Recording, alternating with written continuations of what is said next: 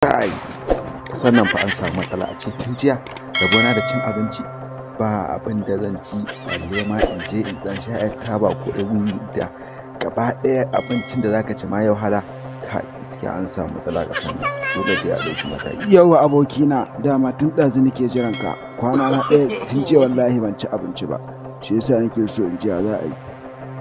To ai kai in banda abinka ni ma na duk waɗannan ce rabona da rike kuɗi tun shekaran jiya kasan dai bakin asibitin ke kasa kana to wallahi mata sai dai ta wucewa ba ruwan su da mu in ka ce ka kira mace ma ita ba ma ta san ka ba in ga ma gaskiya amma dai da ina kan hanya na tsince naira 50 to yanzu kuma je kawai mu samu garin kwaki mu sha ko da cike mu zai dan taso amma in ga ma gaskiya wuta ake ansa kwana biyan nan gaskiya abokina ganin ka alkhairi ne a gane tashi mu je faka mu je mu dawo wallahi duk hanna ma kosa ma je shagon in so garin kwakin nan in ji gashi mu canjin kudin gadai ba masu talakawar kasar muna ta bala'i na da kunsiya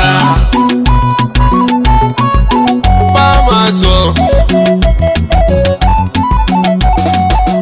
ya Allahu maganin duka sinan ne. Salamu alaikum mai shago, idan Allah zuwa ne ka bamu garin kwaki na naira 50. Kacciya ba mu ba da garin kwakin 50 saboda ya kaye kuɗi. Haba da Allah ka zuba mu koya yake. Ga kuɗin na an saka zuba. Kash, ka san ga mana an sauta wallahi. Salan kuma ka zagi gwamnati a yi ram da kai, kuma ka yi gaskiya a yi ram da kai.